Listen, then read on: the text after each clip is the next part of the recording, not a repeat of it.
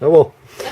All right, first question for part two of this interview is, this is like going into something totally, completely different. As far as art, okay, in general, we live in an era where it used to be like, okay, painting was considered art, and then performing art was just kind of like to a point really not known or underground. But now it's like we live in an era where even, and I hate to say this about anything, but even what used to be considered the absolute worst is now considered art and being found by people.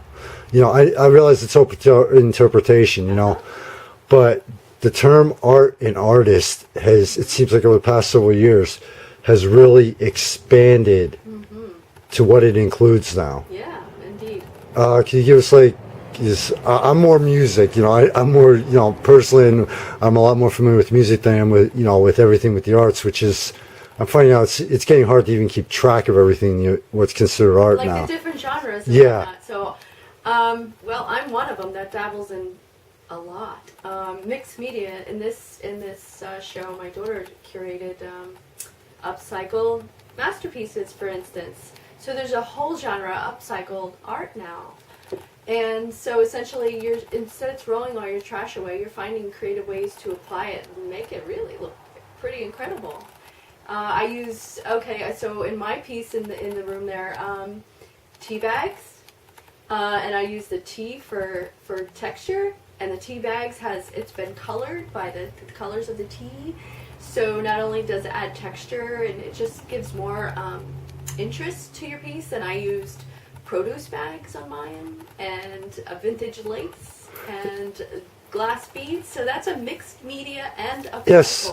The one piece that I still remember was from a show over, I think it was the last show or the one before, down at Connections here in Easton, and the artist used old pieces from like old transistor, we're talking like 30s and 40s radio. That's found materials. Yeah. Okay. So right here's a bracelet. Like I have found materials. Like this base, it's a stainless steel strapping. The friends of mine worked somewhere and they were scraps, and they knew that I did jewelry, and I said I do found items. So they gave it to me, and voila, guess what? Mine's jewelry now. It's turned into I love jewelry. the peace symbol. Oh yeah, I gotta have my peace and my butterflies and my love. I've always loved the peace symbols, though. My hippie symbolism. Peace symbols. I've always loved them. Actually, I used to have a couple of earrings that had peace symbols on them. So I love it. It's just my whole hippies come back again. But anyway, now that I've been in my art, so mixed media is a big thing. And so when you say, for example, electronic pieces like circuit boards, I want to get a hold of circuit boards to make jewelry for men. So and I'm not going to divulge because I want it to happen. Well, yeah, but that actually makes sense. So in today's digital age, though, digital and actually going virtual age with men and women, it's like, basically what you see in the science fiction movies is becoming more true today than it ever has been. Where the style that people dress and everything, you see people maybe see people wearing a piece of, a small piece of a computer, something that's actually coming in today's society slowly. It is. It's vogue. It's so at least for the next 5 minutes. Well, yeah. So I also do clothing. So again, I'm not quite as involved in keeping. Well, I can catch when I'm into the fashion end, I go online, I check it, right? But I'm more into like the mixed media and my jewelry.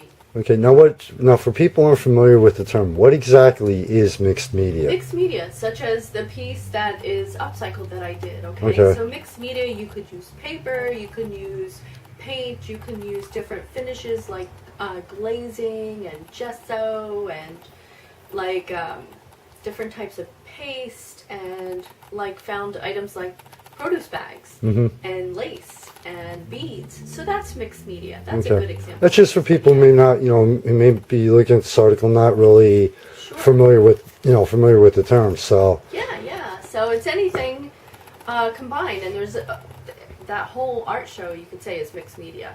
Okay. And let's see, so I do regular painting, which some of it's more stylized, controlled, and I'm influenced by Georgia O'Keeffe when I paint.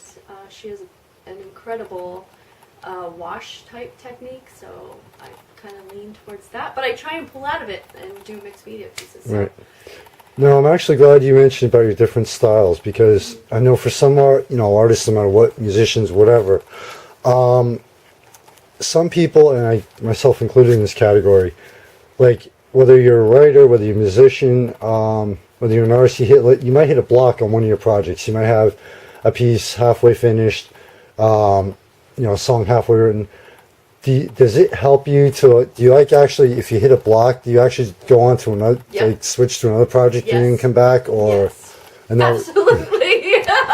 Yes. Because I know some people actually just kind of stare at it until they get the idea. Some people will jump around to different projects. Oh, I'm always jumping, and actually a big part of my background was digital.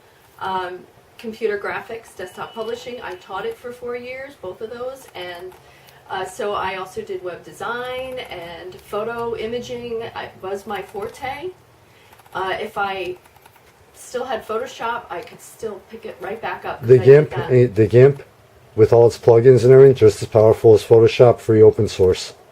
Well, you need to pass that on to me, because I'm not. I'll send you the link. Yeah, that would be fabulous. Due to my budget,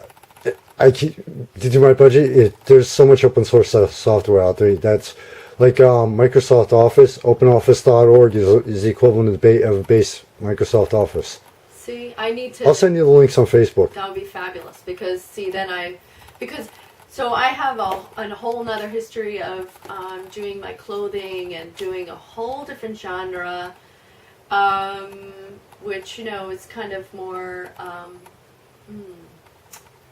It's a whole different scene, let's say, but a sexy clothing. So corsets, and I would take vintage clothing and I would dissect them, reconstruct them into fun fabrics. And so there was a big chunk of time that we spent down there making, marketing, and then I was still doing web design. I did my whole website, I did all the marketing, all that. We did the ads, marketing, all of it. We did all of it, okay? And every time I went down there, I had something new on to sell, and I worked with vinyl and fun fur, fake fur. So I mixed it up, and it was. So it's kind of like the guy. Well, I've seen some of your clothing designs. Yes. You also incorporate I'm not even sure you can define this term anymore, but the goth, yes. the goth scene into a lot of your designs.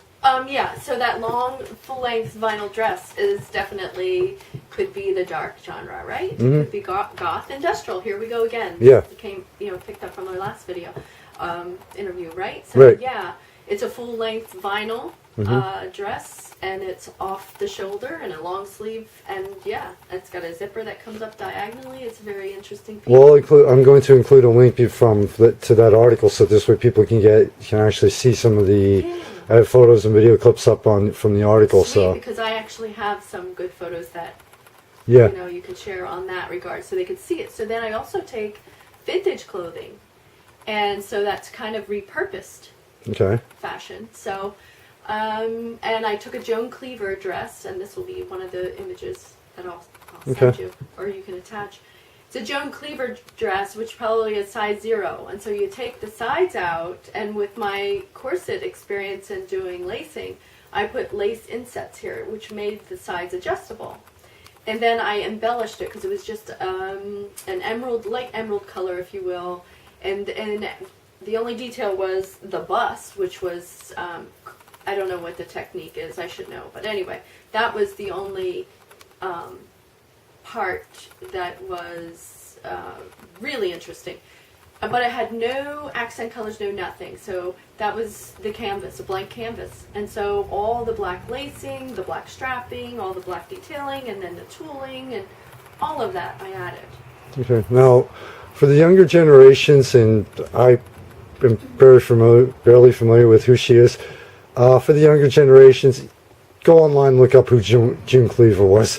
Yeah, okay. We'll not get into that, but they can just do the research on it. TV, but for people that are into fashion, you could look at it and maybe think of Betsy Johnson. Love Betsy Johnson. Now you have me totally lost. So we'll just let everybody look that up. Yeah, they could look at Betsy Johnson too, which she is Now wild. you actually hit on my next question. Evolving the conversation into current day and the future. You have also the experience in the digital. Yeah.